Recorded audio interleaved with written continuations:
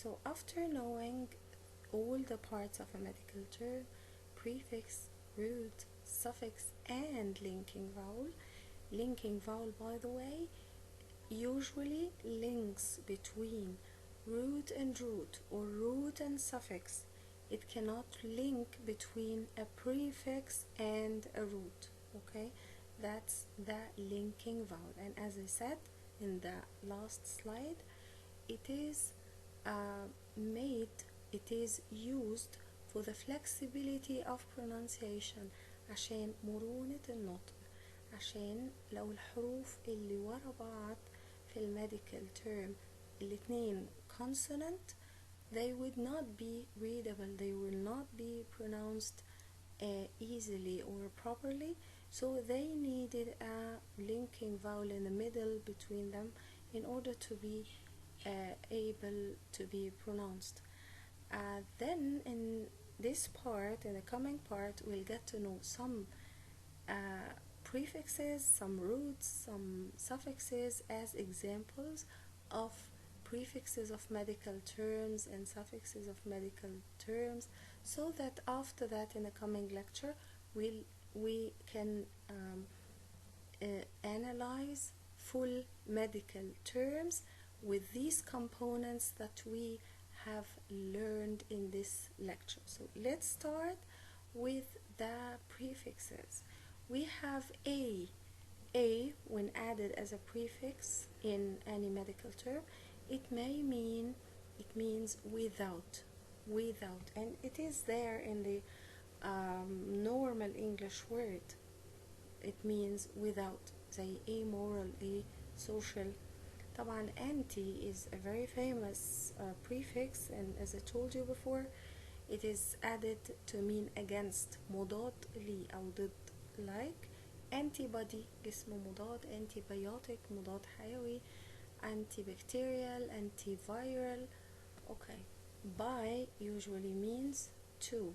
Hemi, and it usually means half, and we have words like hemialgia. Hemialgia is a word that means ألم نصفي، hemialgia.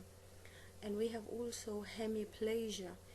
Hemiplegia شلل نصفي. So it is added at the beginning in addition to the root to give a certain meaning. هو ده اللي معناه prefix. hypo دايما معناها ايه؟ منخفض. like hypotension. And also we have hyper also means ارتفاع، مرتفع. so hypo يعني منخفض أو انخفاض.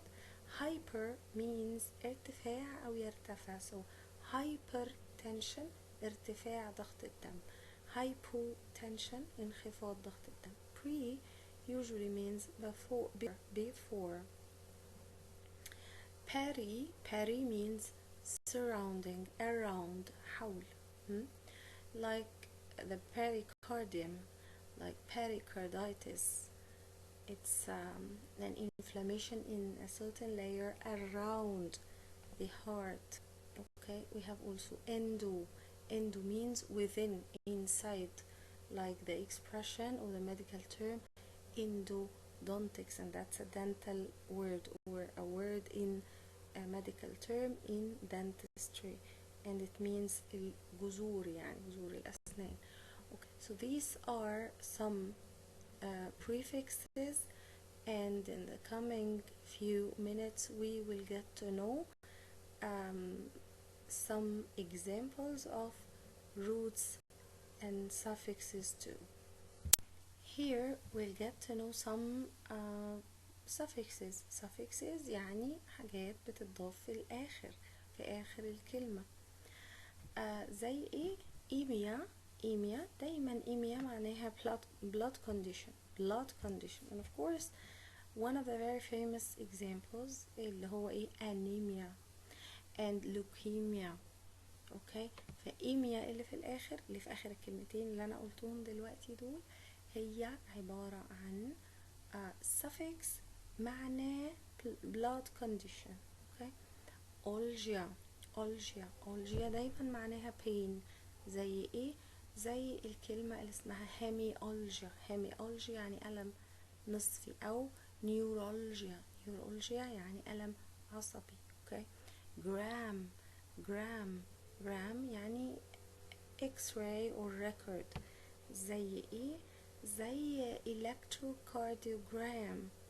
electrocardiogram اللي هو الحاجة اللي بتطلع من جهاز رسم القلب. الجراف هو الانسترومنت نفسها اللي بتستخدم to record. graph instrument used to record. instrument used to record. زي الالكتروكارديوجراف. الكتروكارديوجراف اللي هو جهاز رسم القلب، او electroencephalograph برضو جهاز رسم المخ. Okay. In the suffixes also we have the suffix meter. meter. meter يعني instrument used to measure. أداة بتستخدم عشان نسجل بيها أو نقيس بيها. وعندنا كلمات كتيرة طبعا بتنتهي بالسفكس meter، زي الثرموميتر بتاع قياس الحرارة. عندنا حاجة اسمها cryometer. cryometer something some instrument used to يعني to measure low temperatures.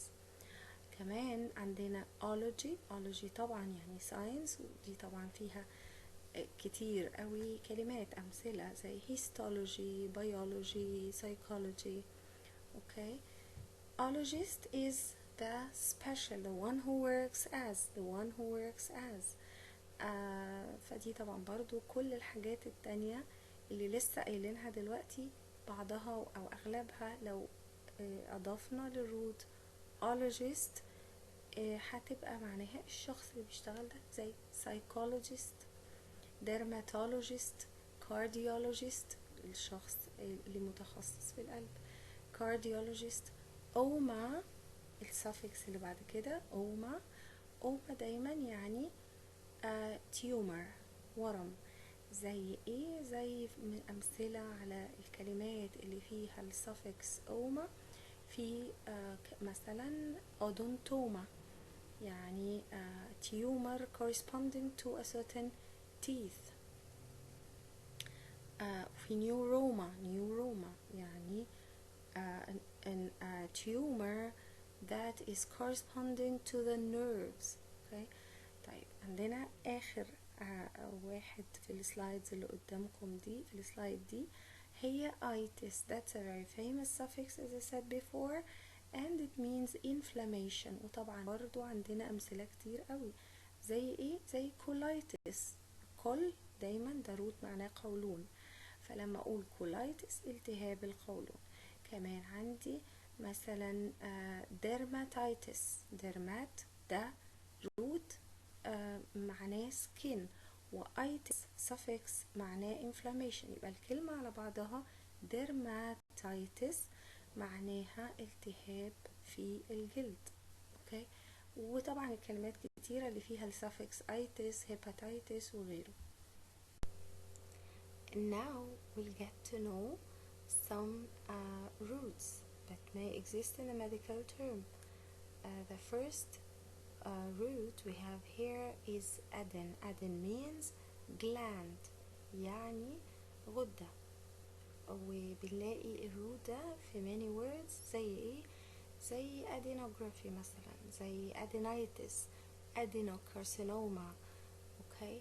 so gland is written in the medical term as aden. طبعا something that you have to know انه ليه هي مش شبه الكلمة الأساسية. يعني ليه كلمة الحاجة اللي معناها heart مش بتظهر في المصطلح الطبي as heart؟ ليه cardi؟ ليه البرين بيظهر اسمه انسفال؟ ليه مش باين باسمه او بشكله الطبيعي brain مشتق من كلمة brain؟ لانه in the first place they are taken from other languages. يعني الاجزاء اللي محطوطة في المصطلح الطبي are not taken essentially from English. They are taken يعني mostly from other languages and mostly from Latin. okay. طيب الكلمة اللي بعد كده أو الروت اللي بعد كده انسفال. انسفال means brain. بنشوفها في مصطلحات زي ايه مثلا؟ electroencephalograph، electroencephalogram، جهاز رسم المخ. كاردي، طبعا كاردي بنشوفها في مصطلحات كتيرة، هي معناها heart. زي ايه؟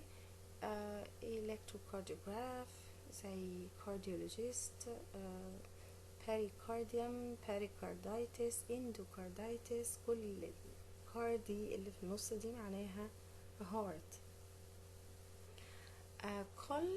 col means colon، زي colitis مثلا. وطبعا خلاص كده عارفين colitis يعني ايه. col يعني ده root معناه colon، itis ده suffix معناه inflammation، then الكلمة على بعضها معناه inflammation in the colon. طيب cry it's a word or a root that means cold. يبقى لما اقول لحضرتك cryometer، cryometer لسه واخدين meter في suffixes من شوية، معناها ايه؟ معناها an instrument used to record، an instrument used to measure. اوكي، لما اقول cryometer يبقى هنا cry is it means cold، o linking vowel، meter اللي هي suffix as and it means an instrument used to measure. يبقى الكلمة على بعضها cryometer، an instrument used to measure cold temperatures. Okay, then derm or dermat it means طبعا skin. dent or odont it means teeth، زي odontoma، periodontology مثلا. okay, then elector قلنا كتير بقى زي electrocardiograph it means electricity. site يعني cell. طبعا زي ايه؟ زي cytotoxic مثلا، حاجة سامة للخلايا. cytotoxic، site دي root، o linking vowel, and then toxic is the last word. okay, so another slide will move us to the remaining part of the roots.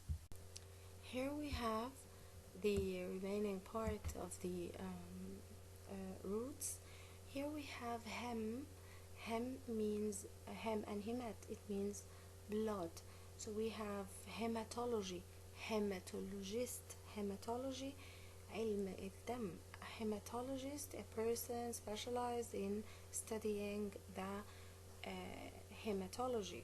okay, hist means tissue أنسجة. and then طبعا عارفين انتو histology. nerve. This root comes in many words or medical terms. زي ايه؟ neurology، neuralgia، neurologist. okay, also we have ophthalm دايما معناها في الطب eye. and we have طبعا ophthalmology طب العيون، ophthalmologist. osti دايما معناها bone عظام، زي ايه؟ osteotomy. toxic is another root لسه قايلينها من شوية في كلمة cytotoxic، وعلى هذا الأساس هتبقى cytotoxic الاناليسيس بتاعها انه cyt is root، o linking vowel، toxic another root. okay, cyt is a root that means cell، o linking vowel، toxic is a root that means poisonous. كده يبقى full analysis of the medical term اسمها cytotoxic. In the coming lecture we'll get to know examples. We'll have examples and their examples of medical terms and their analysis. That's all for this lecture. Thanks for your attention. Wish you all the best.